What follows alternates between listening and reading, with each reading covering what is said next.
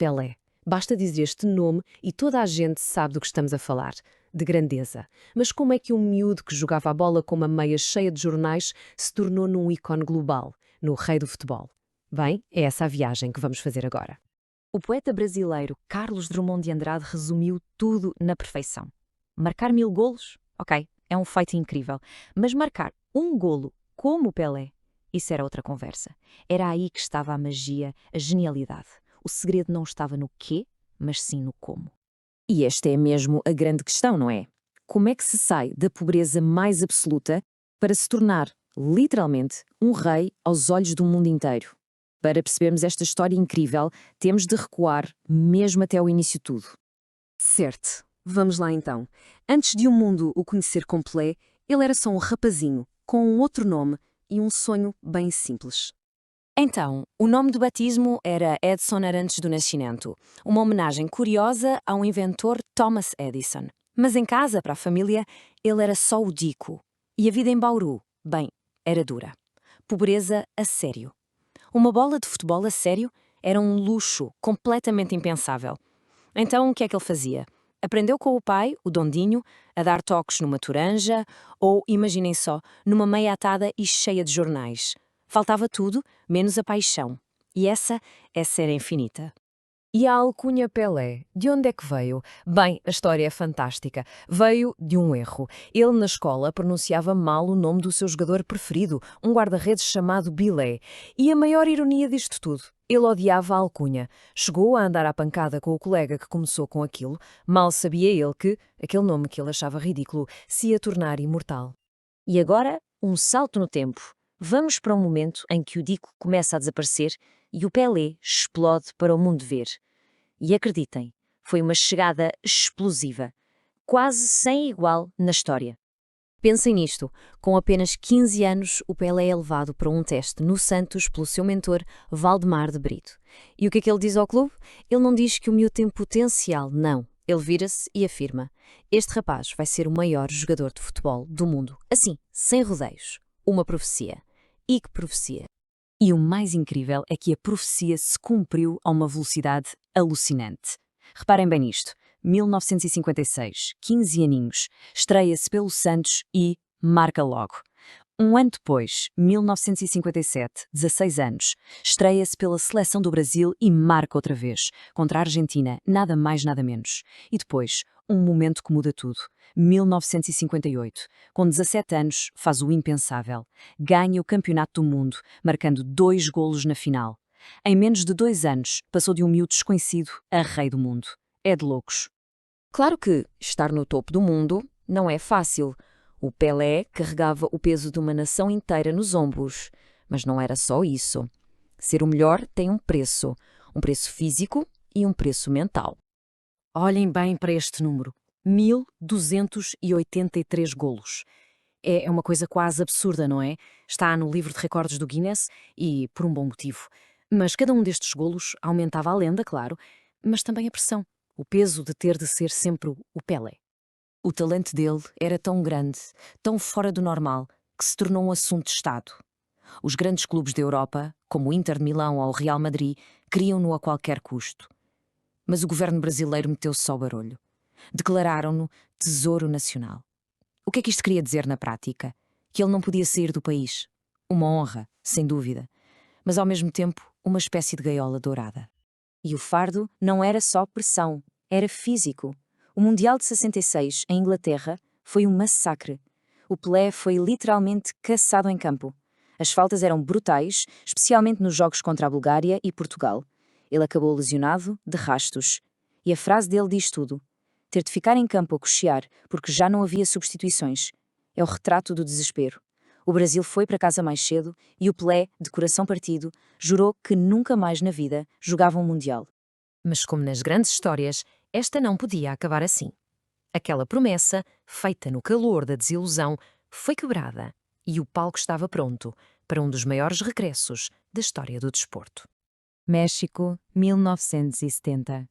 Um momento histórico por várias razões. Foi o primeiro Mundial transmitido a cores para o mundo inteiro. E que sorte, porque o que iam ver era pura arte. O Pelé era um maestro de uma equipa de sonho. talvez a melhor de sempre, com craques como Jairzinho, Rivelino, Tostão. Aquela seleção não jogava só futebol, eles pintavam obras de arte em campo. E o mundo inteiro ficou de boca aberta. A final foi contra a Itália. E esta frase do Tarcísio Burgnich, o defesa que tinha a missão impossível de o marcar, diz tudo. Ele disse a si próprio, antes do jogo, que o Pelé era feito de pele e ossos como toda a gente. Mas depois do jogo, admitiu que estava enganado. Isto mostra bem a aura que ele tinha. Em campo, ele não parecia humano. O Pelé marcou o primeiro golo e o Brasil ganhou 4-1, tornando-se tricampeão do mundo. A redenção estava completa. O rei estava de volta ao trono. Depois de conquistar tudo o que havia para conquistar, podia ter parado. Mas não, o Pelé tinha uma nova missão, levar a magia do jogo bonito para uma nova fronteira. Os Estados Unidos, um país onde o futebol era quase um desporto alienígena. E quando ele chegou ao New York Cosmos em 1975, o efeito foi sísmico e imediato. Vejam só os números. A média de espectadores da Liga saltou de cerca de 10 mil para mais de 30 mil num único ano. Ele, sozinho, acendeu o rastilho do futebol num país gigante. Mas o poder dele ia muito para além do desporto. Esta história é lendária e, embora haja quem diga que não é 100% verdade, tornou-se parte do mito Pelé. Em 1969, no meio da terrível guerra civil na Nigéria, diz-se que as duas fações em guerra declararam um cessar-fogo de 2 dias, só para toda a gente poder ver o Santos de Pelé jogar. Seja verdade ou não, só o facto de a história existir já nos diz muito sobre o poder unificador que ele representava. Ok, agora que percorremos a carreira dele, vamos tentar perceber o que fica. Qual é o legado que ele deixou, muito depois de ter arrumado as botas? Se tivéssemos de escolher uma coisa, talvez a maior herança que o Pelé deixou ao futebol tenha sido um conceito, uma ideia. O jogo bonito. Para ele não bastava ganhar, era preciso ganhar com classe, com criatividade, com alegria, com um sorriso na cara. Ele transformou o futebol numa forma de arte popular. E essa filosofia, essa é eterna. Mas claro, o homem por trás do mito era humano, com as suas complexidades e contradições. Fora de campo, a vida dele teve momentos bem controversos. Por exemplo, foi muito criticado por não ter tomado uma posição mais firme contra a ditadura militar no Brasil, ainda que mais tarde tenha apoiado o movimento pela democracia. E a nível pessoal, a sua recusa em reconhecer a filha, Sandra, mesmo depois de uma decisão do tribunal, foi uma mancha na sua imagem pública. É fundamental olhar para estas partes mais sombrias para se ter um retrato completo da pessoa, não só do jogador. E assim chegamos ao fim da nossa viagem. A história do Pelé é a de um talento de outro mundo, que não mudou apenas um desporto, mudou a cultura popular. Um rei, um herói, uma lenda. O seu legado é tão gigante e tão complexo como a sua vida. E tudo isto deixa-nos com uma última pergunta no ar. O mundo voltará a ver alguém assim? A resposta é quase de certeza que não. E talvez seja isso que o torne verdadeiramente eterno. Olá e bem-vindos. Hoje vamos mergulhar na vida e carreira de uma figura que, bem, dispensa grandes apresentações, mas cuja história tem muitas camadas. Edson Arantes do Nascimento, o Pelé. Vamos usar como base a informação detalhada da biografia dele na Wikipédia. Olá. O nosso objetivo aqui é tentar ir um bocadinho além dos golos, dos títulos, não é? Tentar perceber as várias facetas do rei do futebol. Exato. Desde as origens humildes, lá em Três Corações, até se tornar um ícone global, o atleta do século. Queremos explorar, o homem por trás da lenda. Sim, sem dúvida. É uma figura complexa, fascinante mesmo. Uma carreira cheia de recordes, momentos inesquecíveis, mas também com alguns episódios menos conhecidos, talvez algumas controvérsias. Vai ser uma análise interessante. Então vamos a isso, às origens. Ele nasceu em 1940, em Minas Gerais. O pai, Dondinho, também jogava futebol, o que, claro, deve ter tido influência. Certamente. E há aquela curiosidade do nome, Edson, que era para ser uma homenagem ao Thomas Edison, o inventor, mas parece que houve um erro no registro e ficou sem o I. É verdade. E em casa, a família não o tratava por Pelé, pois não, era Dico. Exato, Dico. A alcunha Pelé veio mais tarde. Sim, a história é engraçada. Parece que surgiu na escola porque ele pronunciava mal o nome de um guarda-redes. Bilé, de uma equipa lá da zona, o Vasco de São Lourenço. A sério? E ele não gostava da alcunha, pois não? Não, nada. Detestava ao início. Diz-se que até se envolveu numa briga com um colega que começou a gozar com isso. Só muito mais tarde é que ele soube, ou disseram-lhe, que Pelé em hebraico significava milagre. O que é, uma coincidência incrível. Quase predestinado. A infância dele em Bauru, São Paulo, foi, pelo que se lê, bastante pobre. Jogava descalço, com bolas improvisadas, tipo meias com trapos, jornais. Ou até Turanjas. Exato. Passou por equipas pequenas, o 7 de Setembro, o Ameriquinha, até chegar ao Bauru Atlético Clube, o tal Barquinho. Uhum. E aí já dava muito nas vistas. Há relatos de goleadas enormes nas camadas jovens, tipo um 21-0 em que ele marcou 7 golos. Impressionante. E um fator que ele próprio sempre destacou e que talvez não se fale tanto foi o futebol de salão, o futsal. Ah, sim. Porquê? Porque o espaço mais curto, a bola mais pesada, obrigava a pensar e a decidir muito mais rápido. Aprimorou-lhe imensa técnica, o drible curto, o domínio. Ele dizia que aos 14 anos já jogava contra adultos e era tão, mas tão superior E faziam o quê? que chegaram a proibi-lo de passar ao meio-campo com a bola. Imagina, para tentar equilibrar as coisas. É incrível. E a ida para o Santos, como é que foi? Sei que a mãe, a Dona Celeste, não estava muito convencida, pois tinha receio, medo que ele largasse os estudos, os perigos da cidade grande, essas coisas.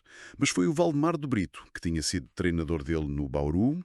E que o descobriu, basicamente. Exatamente. Foi ele que convenceu a Dona Celeste e, mais importante, a direção do Santos. Chegou lá e disse a frase que ficou para a história. Este rapaz vai ser o maior jogador de futebol do mundo. Uma previsão, muito confiante para a altura. E não demorou muito a provar que ele podia ter razão. Estreou-se na equipa principal do Santos com 15 anos, não foi? Em 56. Sim, em setembro de 56, num amigável contra o Corinthians de Santo André. Entrou na segunda parte, o Santos ganhou 7-1 e ele marcou um golo. Logo a marcar. Logo. E há aquela história engraçada do guarda-redes adversário, o Zaluar, Qual? que mais tarde mandou fazer uns cartões de visita que diziam qualquer coisa como Zaluar, o guarda-redes que sofreu o primeiro golo de Pelé. Fantástico. Uma forma de ficar na história também. Sem dúvida. E em 1957, com 16 anos, agarrou mesmo o lugar. Depois de umas boas exibições no torneio Rio-São Paulo e nos jogos de um combinado do Vasco com o Santos. E nesse ano foi logo o melhor marcador do Paulistão. Foi, 17 golos, foi o primeiro dos 11 títulos de melhor marcador que ele ganhou no Campeonato Paulista. 11. É um recorde absurdo. Mostra a consistência dele. E a alcunha Rei, quando é que surgiu essa? Foi em 58, depois de um jogo em que ele marcou 4 golos ao América do Rio. O Nelson Rodrigues, o grande jornalista e dramaturgo, Sim. escreveu uma crónica chamada A Realeza de Pelé. E dizia que ele se sentia rei da cabeça aos pés. Alcunha pegou logo. Nelson Rodrigues tinha esse poder, não é? De criar mitos. Tinha. E nesse mesmo ano, 58, o Santos foi campeão paulista e ele marcou uns incríveis 58 golos. É o recorde da competição ainda hoje. Sim, 58 golos num só campeonato estadual. Brutal. O talento era tão óbvio que o interesse da Europa surgiu logo. A Inter de Milão fez uma proposta séria. Mas não foi, pois não. Não. A reação dos adeptos do Santos foi tão forte, com protestos, ameaças, que o presidente do clube teve mesmo de rasgar o pré-contrato. Já era um ídolo absoluto. E o Santos aproveitou isso. Começaram as famosas excursões internacionais. Claro, era uma fonte de receita enorme e uma forma de mostrar o Pelé ao mundo. Só em 1959 ele fez dezenas de jogos e golos pelo estrangeiro. Diz que, ao longo da carreira, foram mais de 350 golos marcados pelo Santos fora do Brasil. Uau! E consta que o Real Madrid também andou interessado nessa altura? Sim, mas aparentemente acharam muito novo. Hesitaram. Uma hesitação que lhes deve ter saído cara. Pois, e nessas exibições surgiam aqueles momentos mágicos, como o famoso gol de placa em 59 contra os Juventus da Moca. Esse é lendário, na Rua Javari. O problema é que não há imagens filmadas. Pois não, só os relatos. Contam que ele fez vários chapelos seguidos, sem deixar a bola cair, passou por vários defesas, até pelo guarda-redes, e marcou. Exato. A falta de vídeo sempre o chateou. Tanto que mais tarde ele pediu para fazerem uma animação computadorizada para o recriar. É compreensível. Mas olha que curioso, ele não jogou só na frente. Não. Lick chegou a ir à baliza 4 vezes pelo Santos, por causa de expulsões ou lesões do guarda-redes. A sério? E sofreu golos? Nenhum. 0 golos sofridos como guarda-redes. Incrível, não é? Mostra a versatilidade e a leitura de jogo. Realmente, uma compreensão total do jogo. E depois veio 1961, outro ano fora de série. 110 golos. 110 golos no ano. E foi o ano do outro gol de placa, esse sim filmado, no Maracanã contra o Fluminense. Esse é talvez o mais famoso, aquela arrancada desde o meio-campo, a driblar toda a gente. 6 adversários, acho eu, e a marcar. Foi tão espetacular que puseram mesmo uma placa de bronze no estádio a homenagear o golo. E daí vem a expressão golo de placa para um golo fantástico. Exatamente. Com todo este mediatismo, o assédio dos clubes europeus era constante. Inter, Juventus, Milan, todos o queriam. E foi aí que surgiu aquela medida do governo, não foi? Sim, em 1961, o presidente Jânio Quadros declarou Pelé como Tesouro Nacional Não Exportável. Basicamente, impediu legalmente que ele saísse do Brasil. Uma decisão muito controversa na altura, imagino. Muito. Protegia um símbolo nacional, mas limitava a liberdade do jogador, do clube. Mostra bem o estatuto que ele já tinha alcançado no país. Era mais que um jogador. E desportivamente o Santos beneficiou imenso. Vieram as Libertadores e os Mundiais de Clubes. Exato. Bicampeões em 62 e 63. Ganharam a Libertadores e depois a Taça Intercontinental contra os campeões europeus. E a final de 62, em Lisboa, contra o Benfica do Eusébio. Essa ficou na memória. Ficou. O próprio Pelé considerava essa a sua maior exibição de sempre. O Santos ganhou 5-2 na Luz com 3 golos dele. Uma demonstração de força incrível. Lembro-me de ler as crónicas da altura. A imprensa portuguesa rendida. Chegou, viu e marcou. Pelé e mais 10, algo assim. Foi isso mesmo. E o domínio interno continuava. Ganharam 5 taças Brasil seguidas, entre 61 e 65, que hoje são reconhecidas como campeonatos brasileiros. E houve aquele jogo em 64 contra o Botafogo de Ribeirão Preto. Os 8 golos. Sim, o Santos ganhou 11-0 e ele marcou 8, um feito raríssimo. Chegamos então ao 1000º golo, um marco incontornável. Sem dúvida. 19 de novembro de 1969. Maracanã contra o Vasco de penalti. A expectativa era enorme. O estádio parou, não foi? Completamente. Quando ele marcou, foi a loucura. Invasão de campo, jornalistas, adeptos. Ele foi carregado em ombros e dedicou o golo pelas criancinhas, pelos pobres do Brasil. E deu a volta olímpica com uma camisola do Vasco com o número 1000. Curioso. Sim, ofereceram-lhe. Mas há aquela polémica, não é? Sobre se foi mesmo o 1000º. Pois há quem diga que o verdadeiro golo 1000 foi dias antes, num jogo na Paraíba. Exato. E que a contagem foi, digamos, gerida para que o marco acontecesse no Maracanã, com toda a visibilidade mediática. Se foi assim, mostra uma noção muito clara do espetáculo e da imagem, já naquela altura. Interessante. Vamos à seleção brasileira. A história dele também começou cedo aí. Cedíssimo. Estreou-se com 16 anos, em 1957, num jogo da Copa Roca contra a Argentina, no Maracanã. E marcou logo. Tornou-se o mais jovem de sempre a marcar pelo Brasil. Exatamente. Mas a primeira Copa do Mundo, em 58, na Suécia, quase que lhe passava ao lado. Porquê?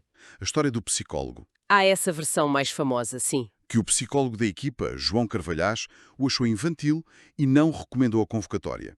Mas também há a versão de que ele se lesionou num jogo de preparação e por isso começou no banco. Seja como for, parece que a pressão dos jogadores mais velhos, como o Bellini, o Didi, o Nilton Santos, foi fundamental para ele entrar na equipa a partir do terceiro jogo. E que entrada! O mais jovem a jogar e a marcar no Mundial.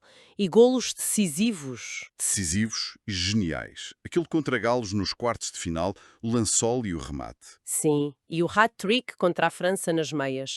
E os dois na final contra a Suécia, um deles também com um chapéu. Antológico. As imagens dele a chorar no ombro do Gilmar, o guarda-redes, no fim do jogo, correram o mundo.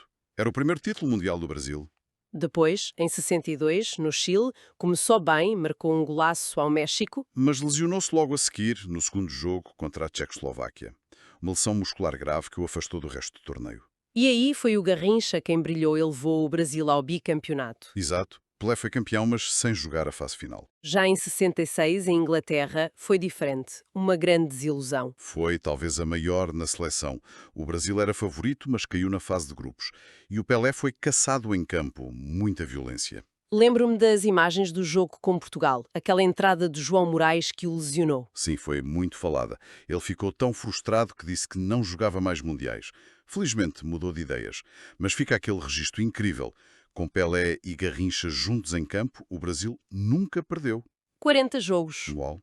Nunca tinha ouvido esse dado. 40 jogos invictos juntos. Impressionante, não é? E então reconsiderou e foi ao México em 1970. Mas a preparação também teve ali uns atritos. Teve. Com o selecionador João Saldanha, houve uma polémica pública. Saldanha questionou a titularidade dele, até disse que ele tinha problemas de vista. Acabou por ser substituído pelo Zagallo. Que já tinha sido colega dele em 58 e 62. Pelé, Tostão, Jairzinho, Rivelino, Gerson. Para muitos, a melhor seleção de sempre. E no México, Pelé deu-nos momentos inesquecíveis, mesmo sem marcar, o remate do meio-campo contra a Checoslováquia. O golo que não foi golo. E a cabeçada que o Gordon Banks defendeu. A defesa do século. E aquele drible de corpo no guarda-redes uruguaio, o Mazurkiewicz, passou por ele sem tocar na bola. Pura inteligência e criatividade. Mas também mostrou o lado mais físico. Aquela cotovelada no Fontes uruguaio. Que escapou ao árbitro. Escapou. Na final, contra a Itália, marcou o primeiro golo, de cabeça, um grande golo. O 100º do Brasil em mundiais.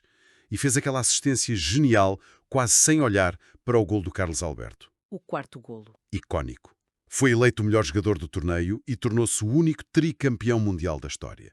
Um feito que, provavelmente, nunca será igualado. Sim, com 2 jogos amigáveis, o último no Maracanã contra a Jugoslávia, o público a gritar "Fica Pelé", foi o fim de uma era. Mas a carreira ainda não tinha acabado. Depois de se retirar do Santos, em 74, Sim, parecia que era o fim. Mas em 75 veio a surpresa. Assinou pelo New York Cosmos, nos Estados Unidos. o que o levou a isso? Li que teve a ver com problemas financeiros. Exatamente. Maus investimentos, parece. E a proposta do Cosmos era irrecusável. E houve até intervenção diplomática. A sério? Diz que o Henry Kissinger, o secretário de Estado americano, que era fã de futebol, ajudou a convencer o Pelé. Via nenhuma forma de popularizar o soccer no Zoé. E o contrato era milionário para a época. Astronómico. Fala-se entre 2,8 e 7 milhões de dólares por 3 anos. O atleta mais bem pago do mundo na altura. E o impacto lá foi enorme, não foi? Brutal. As assistências nos estádios dispararam. Outras estrelas foram para lá por causa dele. Beckenbauer, Chinaglia, o próprio Carlos Alberto. Ele ajudou o Cosmos a ser campeão em 77 e deu um impulso gigante ao futebol no ZEU. E o jogo de despedida definitivo, em 77, entre o Cosmos e o Santos, Sim, no estádio dos Giants, lotado. Jogou uma parte por cada equipa. E no fim, aquele discurso famoso a pedir ao público para repetir "Love, love, love". Foi um final muito emotivo. falando do jogo dele, a expressão que fica é jogo bonito, não é? É a marca dele. Eficácia e beleza juntas. Era um jogador completo, ambidestro, rápido, forte, uma visão de jogo incrível, remate potente, bom de cabeça, apesar de não ser muito alto. O em 63, certo? Sim. Exímio a passar, a tabelar. E os dribles. O drible da vaca, a paradinha nos penaltis, que depois até foi proibida. E a liderança, o carisma, aquele abraço ao Bobby Moore em 70. Um símbolo de fair play. E os elogios vieram de toda a parte. Cruyff disse que ele ultrapassava os limites da lógica. Beckenbauer chamou-lhe o mais completo que já viu. Puskás, Maradona, Zico, Platini, Cristiano Ronaldo, todos o admiravam. E fora do futebol também, Mandela, Kissinger, Andy Warhol. Aquela frase do Warhol é ótima. Pelé é um dos poucos que contradisse a minha teoria. Em vez de 15 minutos de fama, terá 15 séculos. É incrível. Os reconhecimentos oficiais são esmagadores. Atleta do século pelo COI, jogador do século pela FIFA, junto com Maradona na votação online, na lista da Time das 100 pessoas mais influentes do século XX. E o recorde de golos no Guinness, mais de 1200. 1283, incluindo amigáveis.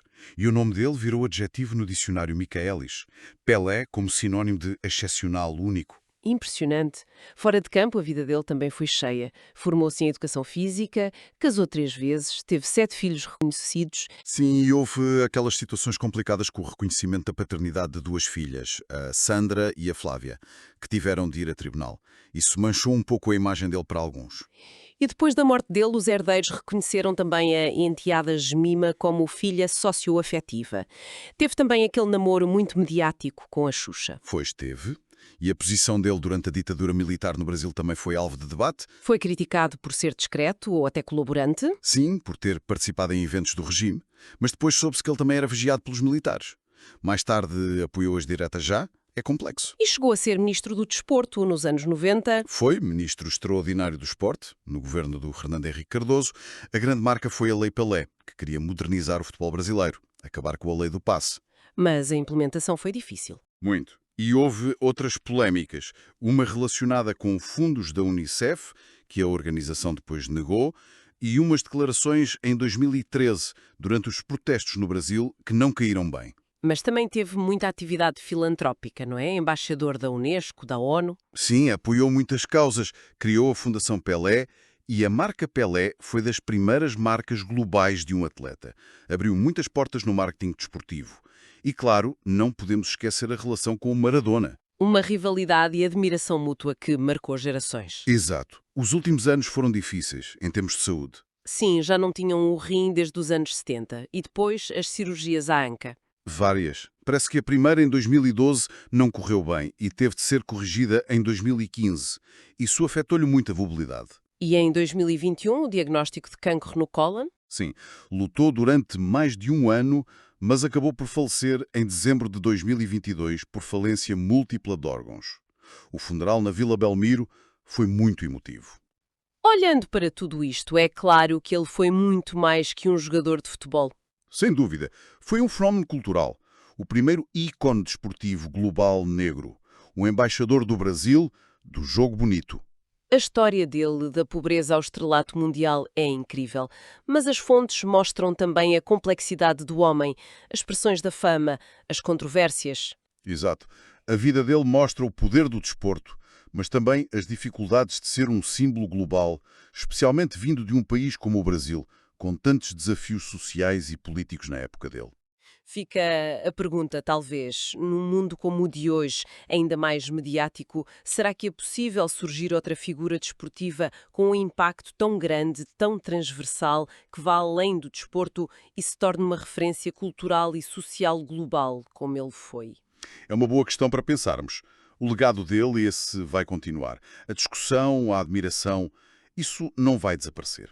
Sem dúvida. Agradecemos a quem nos ouviu nesta análise mais aprofundada à vida e ao impacto de Pelé. Obrigado. Até breve.